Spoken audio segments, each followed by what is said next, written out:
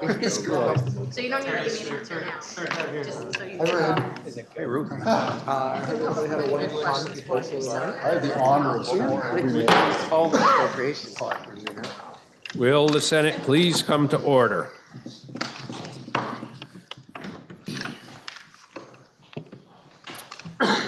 We will take a moment of silence in lieu of a devotional.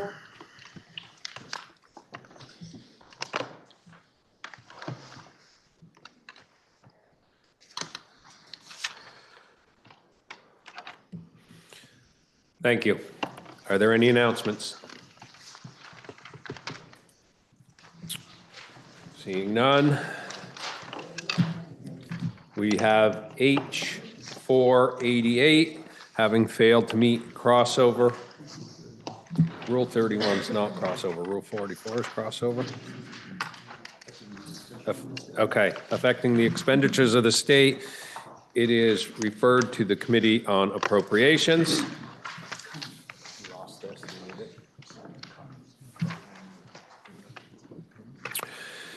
We have a Senate resolution to take up at this time, JR 17, Senate resolution strongly urging the U.S. Department of Agriculture, am I supposed to read that? USDA and the Center of Disease Control and Prevention to expedite the establishment and implementation of an avian influenza vaccine national reserve and distribution system for small and medium-sized poultry farms. Listen to the reading by title only. SR 14, Senate resolution strongly urging the U.S. Department of Agriculture, USDA, and the Centers for Disease Control and Prevention, CDC, to expedite the establishment and implementation of an avian influenza vaccine national reserve and distribution system for small and medium-sized poultry farms. The Assistant Secretary read it way better than I did. That's why we read it twice, I guess. Now you've heard the reading of the resolution. The chair, in its discretion, will treat the resolution as a bill and refer it to the Committee on Agriculture. Orders of the day. We have on the calendar for action H17, introduced on January 9, 2025. It was referred to the Committee on Government Operations, which reports it has considered the bill and recommends that it ought to pass in concurrence. Listen to the second reading of the bill. H17, an act relating to approval of the adoption of the charter of the town of Morristown. Recognize the senator from Rutland, Senator Collmore, for the report of the Committee on Government Operations. Thank you, Mr. President. This indeed does create a charter for Morristown. Section 1 contains the General Assembly's approval of the charter proposal. This section also states the date on which the voters approved the proposal to adopt the town charter. That was November 5th, 2024.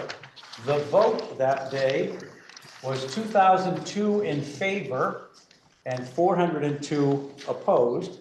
Interestingly, 55% of the voters turned out for that. Section 2 redesignates the charter of the town of Northfield to Title 24's appendix to keep the alphabetical order in place. Section 3 adds a new chapter, 129C, to Title 24 appendix containing the actual charter of the town of Morristown. Again, this is the creation of a new charter. It states the town will retain its corporate existence, articulates that the town will be governed by general municipal law and charter authority, provides that the town manager shall be the head of the administrative branch of town government and shall have the authority to hire, appoint, discipline, and remove town employees subject to the provisions of personnel rules approved by the select board. Section 4 is the effective date, which is upon passage. The Government Operations Committee heard from Legislative Counsel, the town clerk in Morristown, the reporter of the bill, the chair of the Morristown Select Board, and Representative Iacovone, who introduced the bill. The committee vote was 5-0-0, and we ask the Senate for its approval. The question is, shall the bill be read a third time? Are you ready for the question? If so, all in favor say aye. Aye. All opposed, nay. The ayes have it, and you've ordered third reading of H17. Whoa. Coming back at you.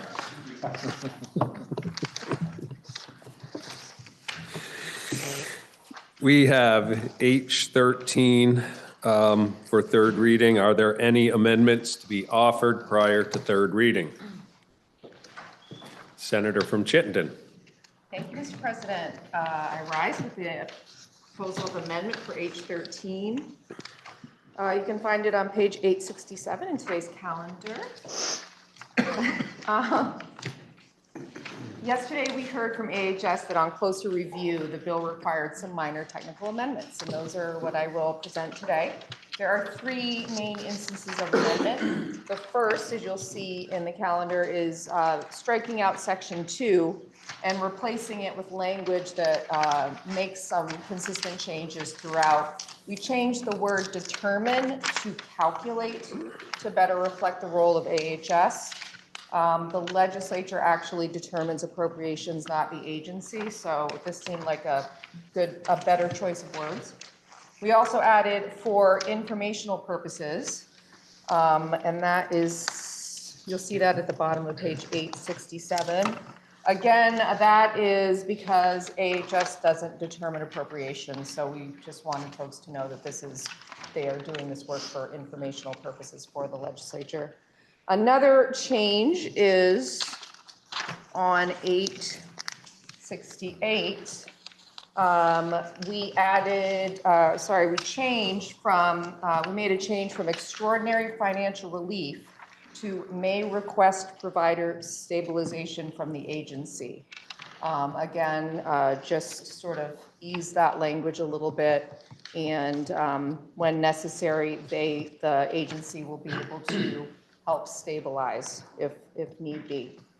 The second instance of amendment is in section 3. We struck out the word determine and replaced it again with calculate. The third instance is in section 4. We struck determining and we inserted calculating. So we really liked the word calculating yesterday, and we've used it in this amendment. All of the members of our committee supported this amendment, and we ask that the Senate concur. Thank you. The question is, shall the Senate amend the bill as offered by the senator from Chittenden Central? Are you ready for the question? If so, all in favor say aye. Aye. All opposed, nay. The ayes have it, and we have amended the bill as offered by the senator from Chittenden Central. Please listen to the third reading of the bill. H13, an act relating to Medicaid payment rates for home and community-based service providers. The question is, shall the bill pass in concurrence with the proposal of amendment? Are you ready for the question? If so, all in favor say aye. Aye. All opposed, nay. The ayes have it, and we have passed H13.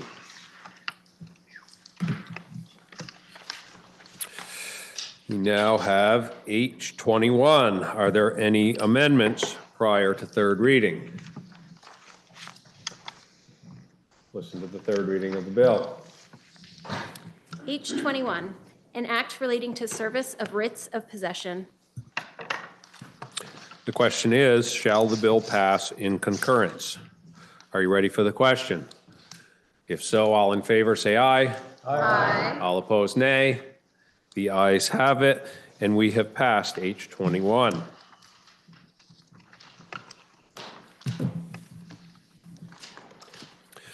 We now have H206.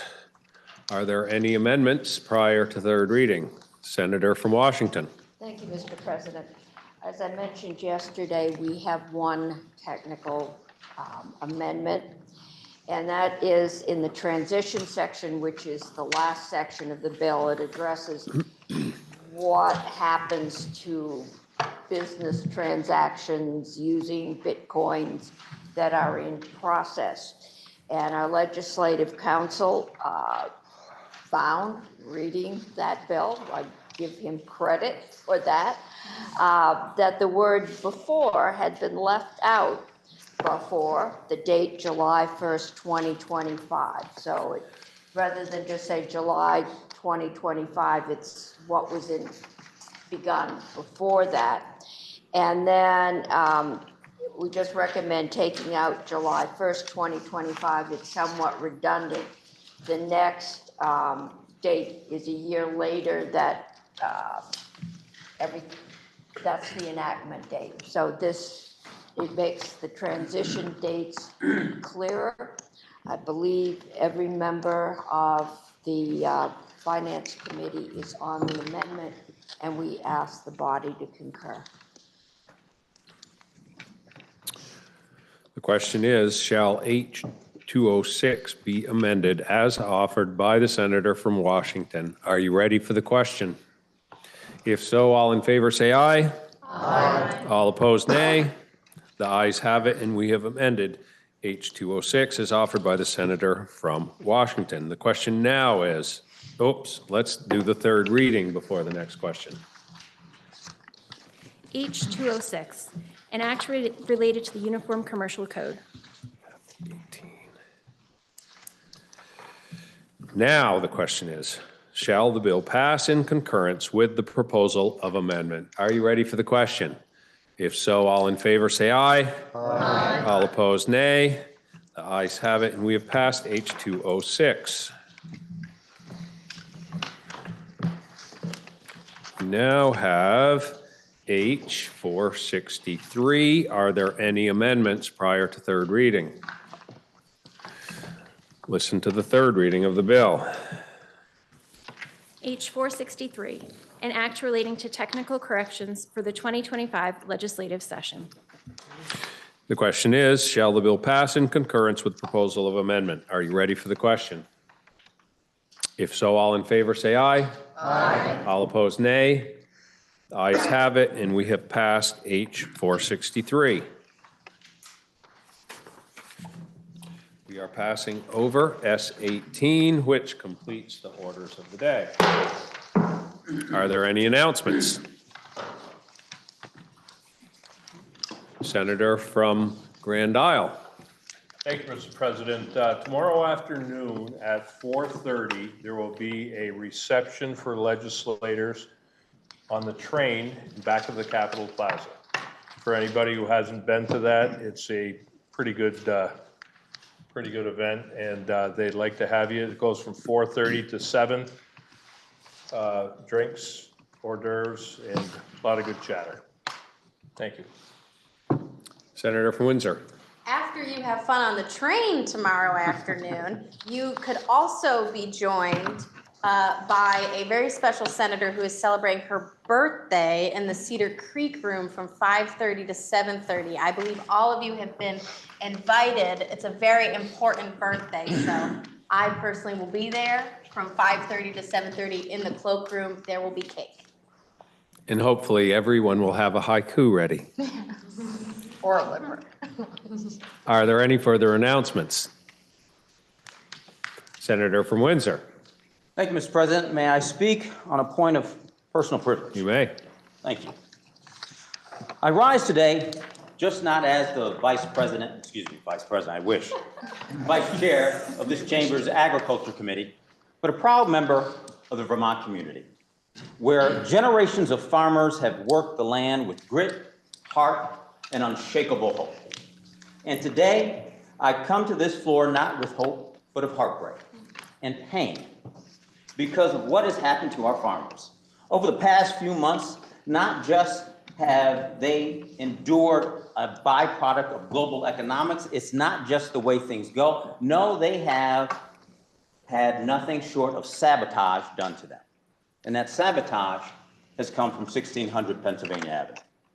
Under the Trump administration, American farmers were handed a raw deal over and over again. And no one felt it more than small and family-owned farms right here in Vermont. Let's talk about the facts, not tweets, not talking points, not political theater. Let's talk about what has actually happened. This administration launched a chaotic trade war with China, supposedly in the name of protecting American industry. But guess what? While billionaires were flying to Mar-a-Lago Vermont farmers' workforce were devastated by illegal immigration policies. Maple producers watched their international orders vanish, tariffs gut their margins, and long-standing relationships dissolve overnight. We were told to be patient. This was going to be a short-term pain.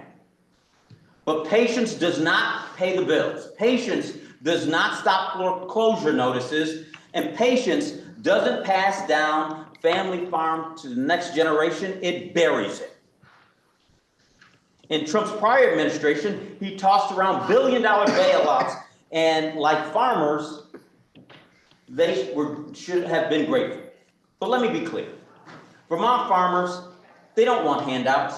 They want fair markets. They want stable policies, and they want a government that works with them, not against them.